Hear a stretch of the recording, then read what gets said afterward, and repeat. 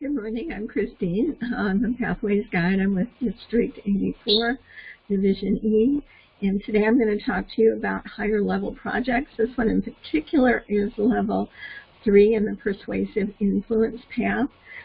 Again, we want to make our Pathways program more interactive, not just with the members, but the members into the real world, into the business world, and into their family situations. So when you come up to this level, like all of the other programs, it's going to give you a purpose statement. It's going to give you your assignment, what the goal of the program is. It'll give you a checklist of everything that you will be doing, that you need to do. And then it will start explaining the program. As I said, I can't get to this right now, but I'm going to let you listen to this so that you'll get an idea about this upper level program. Again, this is Persuasive Influence, and it's a project in level 3 called Mediating Conflict Resolution. We're going to listen in for just a couple minutes. A couple of things about that. Here is the instructions for how the video activity is completed. So on the next screen, video clips are followed by an opportunity to choose how the group leader should respond. And I'm going to leave it at that and then talk you through it. You have me today, so we're not going to spend a lot of time on directions. First thing I'm going to do is I'm going to pause this video because we're not actually going to watch the whole video and complete the activity wholly, because I don't want to spoil it. But I will go through. So you're going to watch these 4 people interact. This woman right here, sitting in the chair, is the leader of this particular group. And her goal is to help this group come to consensus to make a decision on what they need to do with some money that they have in terms of a decorating budget, is the scenario that these people are in. This could be any kind of conflict. The important thing to recognize is that there are people with different points of view. There's a leader who has to help them make a decision, and that can be true in a family situation, it can be true in a volunteer organization, it can be true in a professional setting. Regardless, when conflict comes up, people have to make decisions, and conflict has to be resolved. So what happens after you have finished the video, and I'm going to go ahead and click here, and I'm going to play through to the very end so that it will finish. And then I get 2 questions based on what I just watched. So All right, I'm going to take it back over here. And here you have the 2 decisions. And it's kind of a write your own ending program. But if you chose this one, which says make a decision, that she should make a decision herself based on the budget, that would not be the correct assumption. You would get a video that would explain what would happen when she decided to make that decision on her own.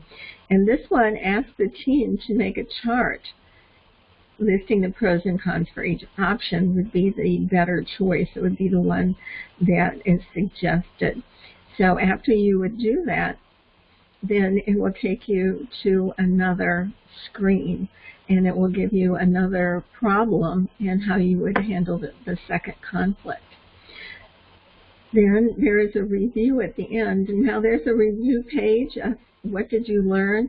Nobody's required to fill that out, but it would be very good if you stopped and gathered your thoughts, even if you didn't put them on paper, and wrote down exactly what you thought of the program, what you learned, what your strengths were. You do have a pre and post evaluation to help you get into the subject. And I stress it's just getting into it. This is a vast subject, and one video isn't going to give you all the answers. Ralph Smedley said that a wise student always does their own research.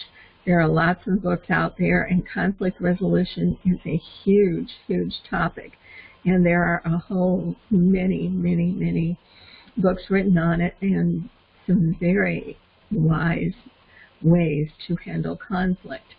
Now, after we finish with this particular scenario, you would go on to level 4, and up there's another project. It's called Leading in Difficult Situations.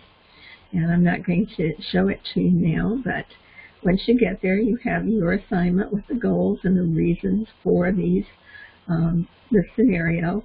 Then you have a situation.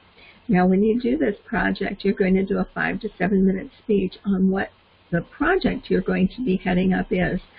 It could be a real project. It could be you're going to be hosting a Pathways, or you're going to be hosting a Toastmasters evaluation contest.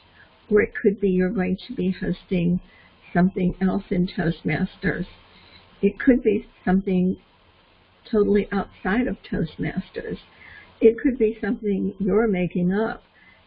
That's perfectly all right. But you want to write down all of the details. You want to talk to your Toastmaster Club about what you're hosting and the entire program you plan to do. And you want to give as many details as possible. But before that, you're going to be giving out a list or developing a list of everything that might go wrong. And after your 5 to 7 minute speech, you need to give your club 2 or 3 minutes to come up with some really nasty, difficult problems. Perhaps the electricity is gone, or the AV equipment isn't working, or perhaps it's a good problem. More people than you thought has shown up, and now you need to do something about seating or move the room move from one room to another. Or perhaps you're simply out of handouts. But the club is supposed to be coming up with lots of problems for you, plus the website itself. The path itself does have a list of problems that might come up. And then they have 10 minutes, and each one, or as many as time allows, will ask you, what about this? What happens if this happens? And you'll have to think quickly on your feet to resolve those problems. So those are part of the Persuasive Influence Path. And each of the paths does have high-level projects where you are asked to do something in a real-world situation. What would you do if this really happened? And again, the reason for Pathways is not just so you can go through and give speeches, but so that you can evaluate and learn and take it out into real-world situations. So I hope that helps you out. This will be here. I'll also put it up on my YouTube channel, which is CD Squatcher. Yeah, I know, strange name, but that's where it's going to be if you want to watch it on YouTube. And I hope you have a very blessed Toastmaster day.